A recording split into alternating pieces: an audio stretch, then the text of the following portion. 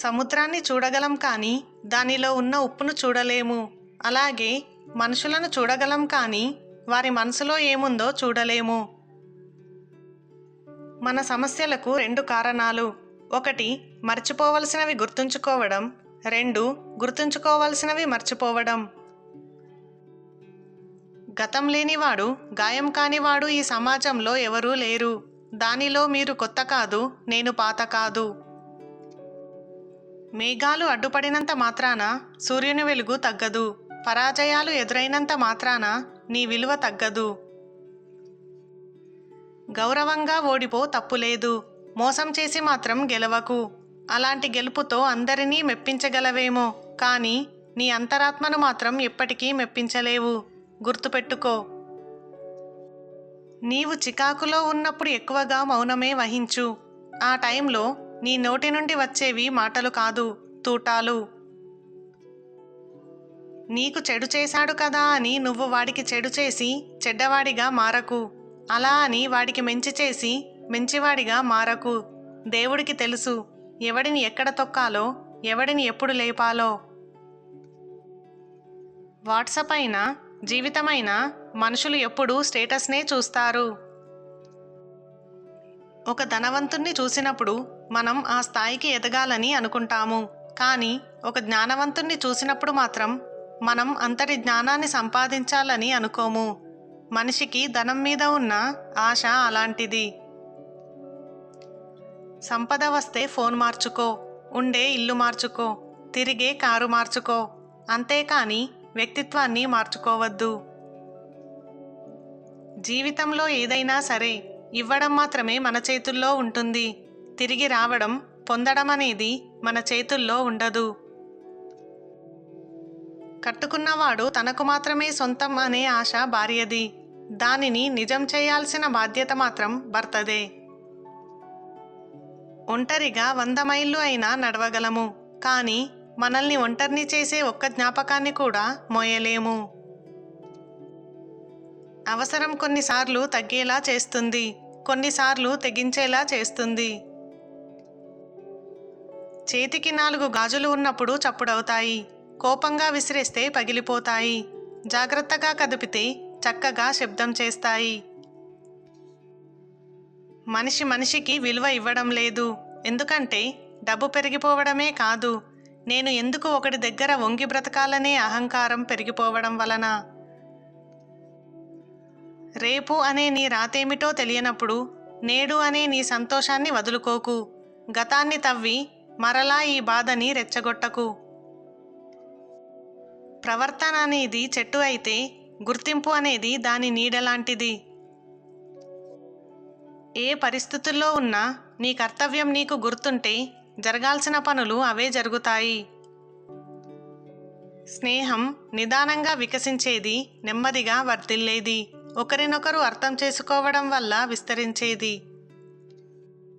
స్నేహితుడు అంటే భుజాలపై చేతులు వేసి నడిచేవాడు కాదు, మన కష్టంలో భుజం తట్టి నేను ఉన్నాను అని భరోసా ఇచ్చేవాడు. ప్రపంచమంతా మనల్ని వదిలిపోయినా మన చెయ్యి పట్టుకొని నడిపించగలిగే మనసున్నవాడు స్నేహితుడు. నా అనేవాళ్ళు ఎందరు ఉన్నా భర్త అనేవాడు భార్యకు భగవంతుడు. నిన్ను మోసం చేసేవాళ్ళు ఎందరు ఉన్నా నీతో నమ్మకంగా ఉండేది నీ భార్య ఒక్కటే. నీ జీవితంలో ఎన్నో ఉదయాలు వచ్చి ఉంటాయి, కానీ నిన్ను మేల్కొల్పే ఒక్క కిరణం కూడా లేదంటావా? అజ్ఞానం అన్నది మనసు యొక్క చీకటి. తింటున్నంతసేపు విస్తరాకు అని, తిన్నాక ఎంగిలాకు అని అంటారు. నీతో అవసరం ఉన్నంత వరకే నీ విలువ. బంగారం కొత్తదే బాగుంటుంది, బియ్యం పాతగవుతున్నా కొద్దీ బాగుంటుంది. కానీ ఆకలి తీర్చేది బంగారం కాదు, బియ్యంతో వండిన అన్నమే. కొత్త పరిచయాలు బాగుంటాయి, పాత బంధాలే బలంగా ఉంటాయి. కానీ కష్టం తీర్చేది కొత్త పరిచయాలు కావు, 25 ఏళ్ల స్నేహాలు పాతుకుపోయిన బంధాలే. అందుకే కొత్త పరిచయాల కోసం మారిపోకు, అపురూపమైన అనుబంధాలను వదులుకోకు. వాడికి వచ్చేసింది నాకు ఇంకా రాలేదు అని మనిషి ఈర్ష్యపడని ఒకే ఒక విషయం ఏమిటంటే మరణం మాత్రమే. నిందించడం అలవాటైన వారికి నిజాలు తెలుసుకునే తీరిక ఉండదు.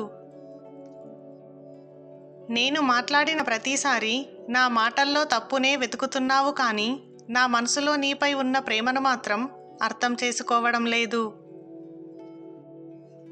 మన దగ్గర విద్య, విజ్ఞానం, సంపద ఎంత ఉన్నా వినయం, విధేయత, మానవత్వం ఉన్నప్పుడే వీటి విలువ గుర్తింపబడుతుంది. నీవు ఆనందంగా ఉండాలంటే బాగా డబ్బులైనా సంపాదించాలి. మనిషి ఆనందానికి డబ్బుకి అసలు సంబంధం లేదనే జ్ఞానమైనా సంపాదించాలి. విమర్శలకు భయపడకండి, ఎందుకంటే ఎదురుగాలిలోనే గాలిపటం పైకి లేస్తుంది. మరణించాక కూడా మనం బ్రతికి ఉండాలి అంటే 10 మంది చదువుకునేలా ఏదైనా రాసిపోవాలి, లేదా 10 మంది మన గురించి రాసేలా ఏదైనా చేసిపోవాలి. వంకర మనుషుల్ని వదిలేస్తారు, నిజాయితీగా నిలబడితే అనగదొక్కేస్తారు. ఇదే నేటి సమాజం. మనిషి లైఫ్ అనేది మేడిపండు లాంటిది. మేడిపండు పైకి అందంగా కనిపిస్తుంది, కానీ లోపల అన్నీ పురుగులు ఉంటాయి. మనిషి లైఫ్ కూడా అంతే. ఒకరి జీవితం మరొకరికి అందంగానే కనిపిస్తుంది, కానీ ఆ జీవితంలో దాగి ఉన్న కష్టాలు, కన్నీళ్లు ఎవరికీ నచ్చవు.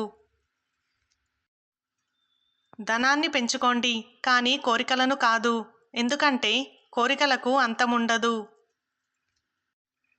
2 వైపుల నుండి తప్పు ఉంటేనే ఒక వివాదం ఆగకుండా కంటిన్యూ అవుతుంది.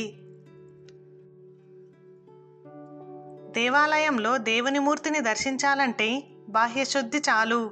దేహాలయంలో దేవుని దర్శించాలంటే అంతర్శుద్ధి కావాలి. కనులు చాటు కలలు, మనసు చాటు ఆశలు, పెదవి చాటు మాటలు, నీతో నడిచిన అడుగులు, మనసులో రాసుకున్న చెరగని జ్ఞాపకాలు.